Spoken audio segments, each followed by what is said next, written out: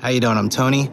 Welcome aboard the Rambles. Today I'm here at the Brandywine River Museum of Art, where we're going to check out their annual Brandywine Railroad. I hope you enjoy. Let's go inside.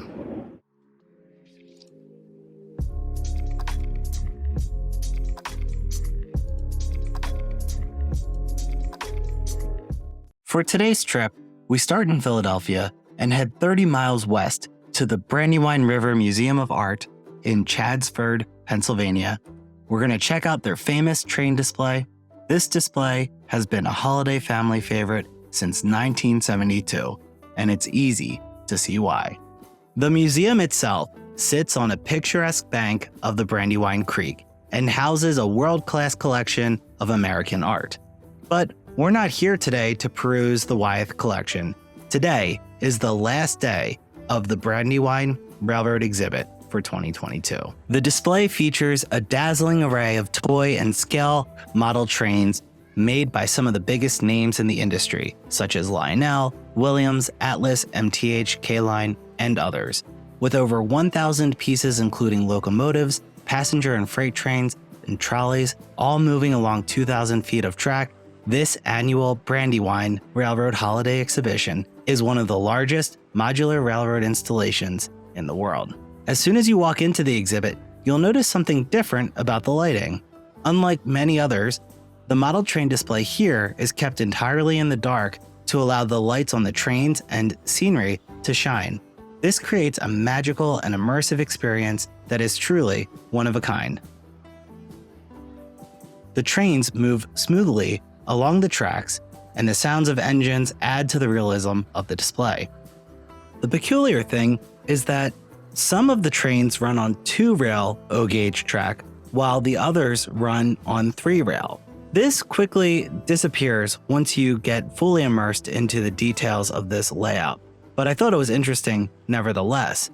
Also, the layout is very low to the ground, which I think is excellent for the children that are visiting, but it also allows the adults to see all of the detail with ease. While I was here in early January 2023, this is a holiday display. Make no mistake about it. There were Christmas lights, it was winter themed, Santa Claus was all over the place. The display was at the museum from late November 2022 until January 8th, 2023. It's there every year and will likely be back this winter, so definitely keep an eye out. I can't recommend it enough. The reason I'm making this video is because this model railroad display was one of the main inspirations for me to get into O-gauge. I first visited this layout years ago, and it was the first time I saw a high rail layout, where somebody took O-gauge and made it look realistic as opposed to toy-like. Visiting layouts like this one is a great way to get ideas for your own layout. I certainly draw inspiration from visiting layouts like this. One thing to take note of is what control system they use. From what I could tell, there was an iPad that had a DCS Wi-Fi app, there was a TIU and a WIU, all pictured here. So you could safely assume that much, if not all of this layout was controlled by DCS. Now, this being a museum, of course, the display had some items along with their descriptions. I don't know about you, but it was funny to me that there were items in this case that could have very well been in my collection, and here they're referred to as antique. Before I close out the video, I just want to talk about some of my favorite features. The first is what they refer to as the longest train car count. So they have this one loop that goes around the entire display. It's a loop of 2-rail track.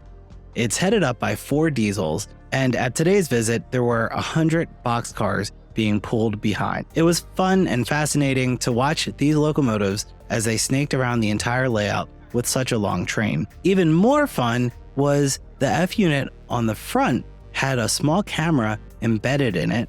You can see that here. That camera was streaming to a television or monitor hung up at the layout. At this point, the train was coming right towards me, and you can see me on the monitor there. Another cool feature was a waterfall, which utilized real water. My favorite, however, was the catenary system. I asked someone about it, and they said that they use some sort of stretchy string or wires to look like cables, and I think it turned out fantastic. There are a whole bunch of Reading T1s, so you know I'm gonna like that, but also a scavenger hunt. Here they call it a seek and find. I love it when layouts do this because it makes you really focus very much on the fine details, appreciating them more than if you were just going and flying blind.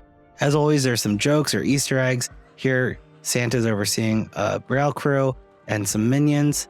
They utilized a projector to put fireworks up on the wall, which I think is really neat. And there really wasn't too many elements that included smoke, but I did find this one smokestack.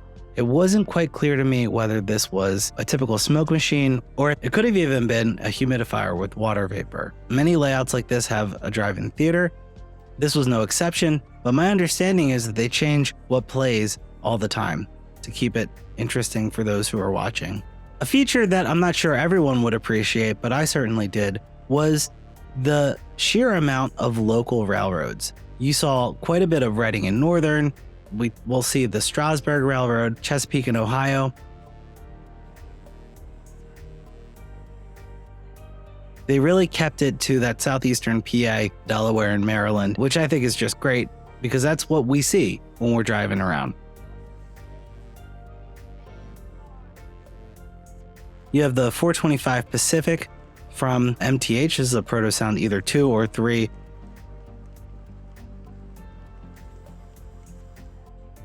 And they even modeled Strasburg. They have 611 with the MTH wood-sided passenger cars. These are definitely not the run by Lionel. These are, I think, a special run that Nicholas Smith did years ago with 611. I just think it looks fantastic.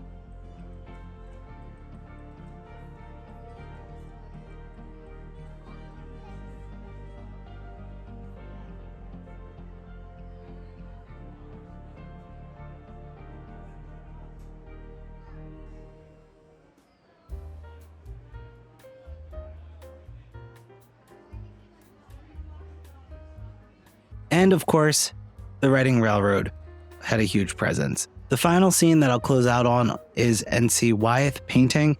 I think that's a nice place to end because we were, after all, in an art museum, and N.C. Wyeth's art is throughout the entire museum. If you do visit the trains, you will want to visit the art as well that's here, and you will see some really beautiful paintings of Pennsylvania countryside. It's really a worthwhile time. Anyhow, that does it for this episode of The Rambles. Thank you so much for watching. And that's it for now. I'll catch you in the next time.